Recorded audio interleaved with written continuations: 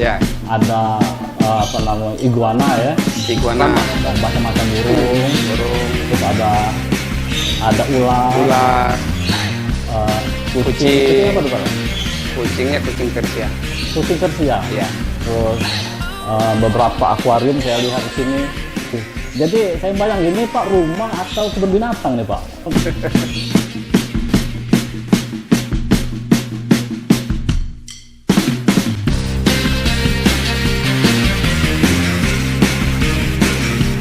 Jadi arowana jenis super red.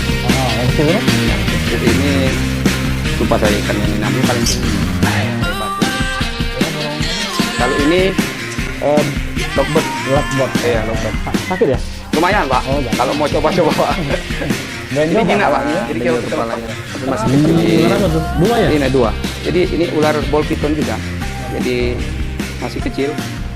Jadi kalau Assalamualaikum warahmatullahi wabarakatuh. Selamat sore sahabat SMH. Salam sehat buat kita semua.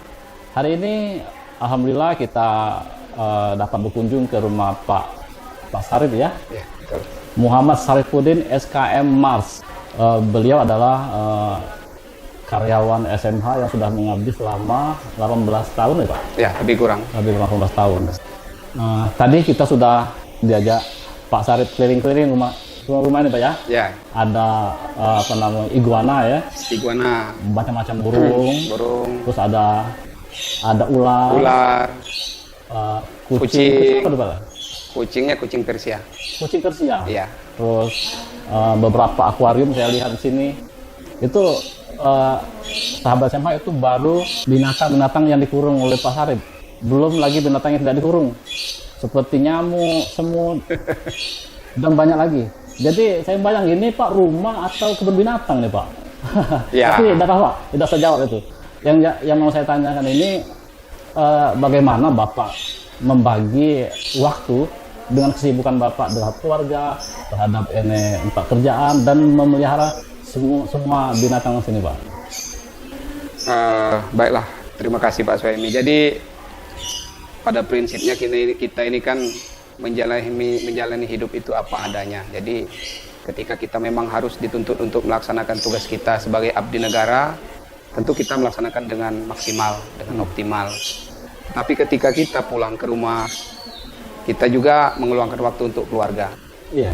Ya, jadi meluangkan waktu untuk keluarga, meluangkan waktu juga untuk kita refreshing lah namanya. Jadi kita salurkan hobi kita dengan bercengkrama dengan hewan-hewan peliharaan, dengan kucing, dengan ikan, kemudian dengan ular, dengan iguana yang kita pelihara, dengan burung termasuk juga. Jadi kita nikmati saja hidup ini. Jadi tidak perlu kita terlalu stres, sehingga kita begitu kita besoknya kerja, kita semangat lagi gitu. Iya, benar mulai stres Pak ya. Iya. Memelihara kira-kira biaya kasih dia makan gitu. Ini kan lumayan banyak Pak. Betul.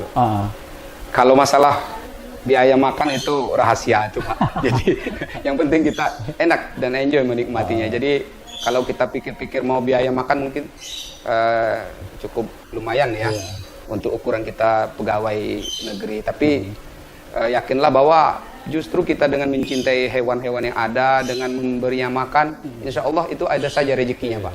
Jadi rezeki hewan itu lewat kita jadi Pak.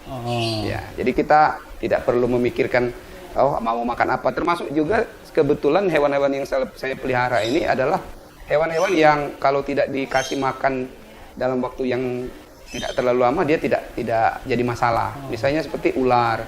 Ular itu bisa 1 minggu tidak kita makan, ya kita kasih makan nggak apa-apa. Oh gitu. Ya. Kemudian kalau ikan yang rutin, tapi kan ikan kan tidak terlalu mahal. Burung juga ya relatif lah, tidak terlalu mahal harganya untuk beli makannya gitu. Sehingga sampai saat ini binatang-binatang tersebut tidak kelaparan gitu Pak ya? Tidak. Kalau tuannya makan, insya Allah makan Pak. Ya. Alhamdulillah. Itu. Sahabat SMH, kita mungkin sebagian besar itu takut sama ular. Ini Pak Sarif ini memelihara beberapa ular itu. Berapa ular Pak pelihara? Sebelumnya 2. Kalau ular yang besar sudah ada? Ular yang besar ini kebetulan ada yang tapi tidak terlalu besar. Coba. Jadi ularnya termasuk ini ular yang masih terlalu tidak terlalu besar. Iya. Jadi kecil saja. Jadi Pak Suemi nggak perlu takut dengan ular ini. Dia sangat bersahabat. Jadi dia tidak akan menggigit atau apa namanya mematuk kita, tidak. Jadi kita malah dia sangat termasuk ular yang sangat pemalas, ya. Termasuk ular yang sangat pemalas. Nah, Ini ular apa namanya, Pak? ini termasuk ball python namanya. Gold piton. Ball python ini banyak dipelihara ya, bagi pencinta ular, tapi dia sangat bersahabat dengan kita. Coba lihatkan. Kalau Pak Suhaimi boleh mau pegang, boleh silakan. Biar Pak, saya enggak. Bapak lihat ke kamera aja. Biar sahabat yang alami yang lihat. Ya, ini masih termasuk belum besar. Ada yang besar kemarin kita lagi kembangkan. Wah, ini sahabat SMA, ini ular ini bisa sampai berapa meter, Pak? Kalau besar. Enggak terlalu panjang. 1 sampai 2 meter cuma. 1 sampai 2 meter. Iya. Karena jenis ular ini memang termasuk spesies yang khusus ular peliharaan Oh. dan sifatnya jinak, bisa dimainkan gitu, diajak bercengkrama. Ya. Jadi panjangnya pun tidak terlalu panjang, 1 meter sampai 2 meter. Ya. Kalau Pak Suhaimi mau, boleh. Silakan, Pak. Saya tidak takut, cuma masuk lagi aja, Pak. Jadi bisa kita buat kalungkan misalnya ya. Jadi sebagai apa namanya, teman bermain sambil bercengkrama kan, sambil nonton, Pak. Iya. Ya jadi nggak apa-apa. Apa dia cukup Ini sehari-hari makannya apa, Pak? mencit kalau istilah kita ya. Jadi seperti tikus putih. Ya, jadi kalau dia sudah dikasih makan dia lahap sekali dia. Terus carinya di mana? Kita beli. Oh, beli ada Iya, jualnya. satu Tempat ek. pas khusus, Pak ya? Ada tempat khusus. Paling 5.000 satu. Selain hobi memelihara ini bermacam-macam hewan ini, Pak. Iya.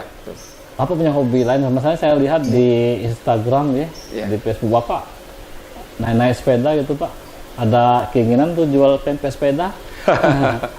Jadi ya kebetulan kita itu di samping hobi memelihara hewan-hewan reptil, hewan-hewan seperti kucing dan apa namanya ikan, burung ya.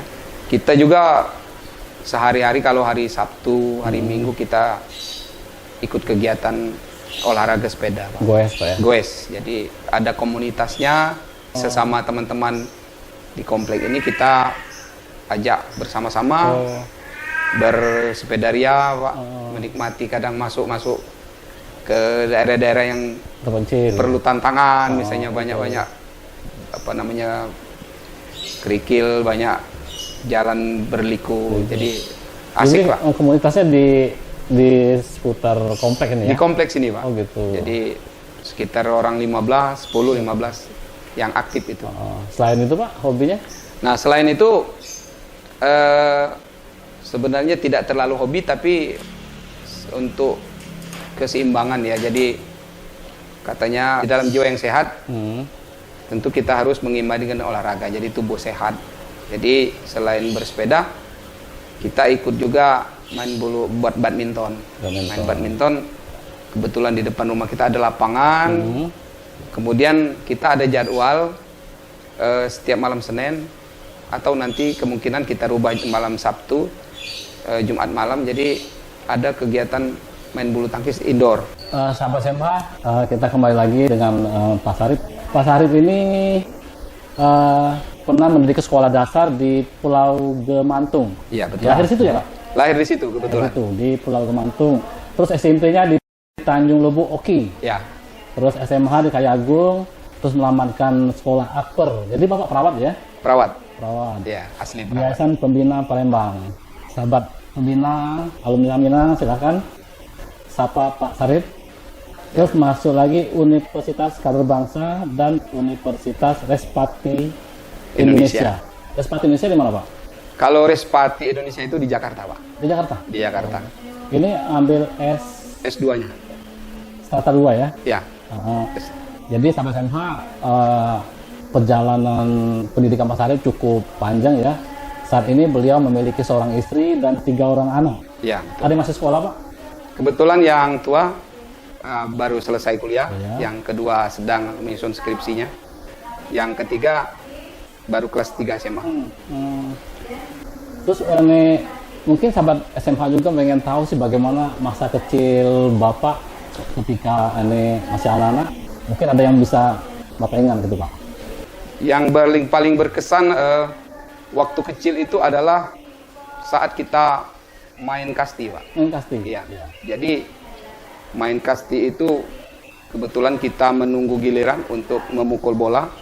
Ternyata pukulan untuk mukul bola kasti itu membentur kepala kita, Pak. Oh. Sampai akhirnya kita hampir pingsan, Pak. Jadi itu yang paling saya ingat sampai besar, waduh. Saya pikir kalau sampai perdarahan otak mungkin nggak seperti sekarang, Pak. Nah itu yang paling berkesan. Terus Bapak terus ke pendidikan perawat ya? Ya, Terus, selama itu diploma 3 ya Pak? betul. Diploma 3. Ketika kuliah di mana yang paling buat Bapak terkesan? Ya, jadi kalau kuliah itu Pak, sebenarnya berkesan semua ya. Mulai dari kuliah di 3, jadi kebetulan teman dekat saya itu Pak Fitri Mulyadi. Ya, jadi Pak Fitri Mulyadi ini kebetulan karyawan kita juga. Oh Pak Fitri ya? Ya, saat ini jadi kepala sub bedah ya, kasub bedah. Jadi selama berteman dengan beliau itu kita semakan seminum. Jadi kita sama-sama tidur di rumahnya, kemudian belajar sama-sama hingga sampai akhirnya kita pulang ke kampung. Kita ngambil durian dengan beliau itu. Durian orang? Jadi enggak lah Pak, durian kita Pak. Kebetulan kita ada kebun di kampung itu. Jadi beliau itu dorong duriannya. Jadi bawa sepeda, jadi pakai keranjang dan saya yang dorongnya. Jadi yang namanya Pak Fitrinya di atas? Pak Fitrinya pegang sepeda. Pegang sepeda. Jadi tidak dinaikin, didorong. Jadi apa sih namanya tuh? Dituntun. Ya dituntun. Iya. Jadi yang paling berkesan mungkin bagi Pak Fitri itu belum pernah dialami.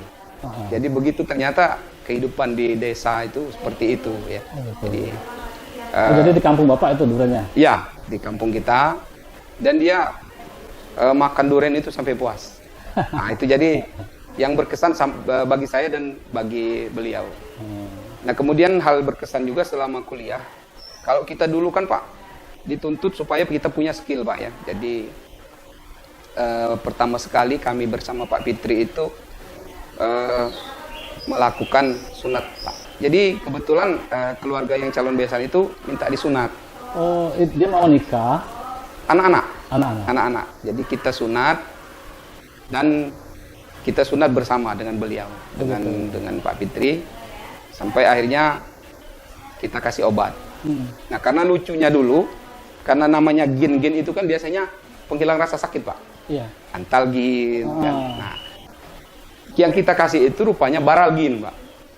Ya baralgin itu kan bukan untuk obat sakit kan, obat spasmo untuk menghilangkan spasmo otot. Jadi kalau sakit perut misalnya.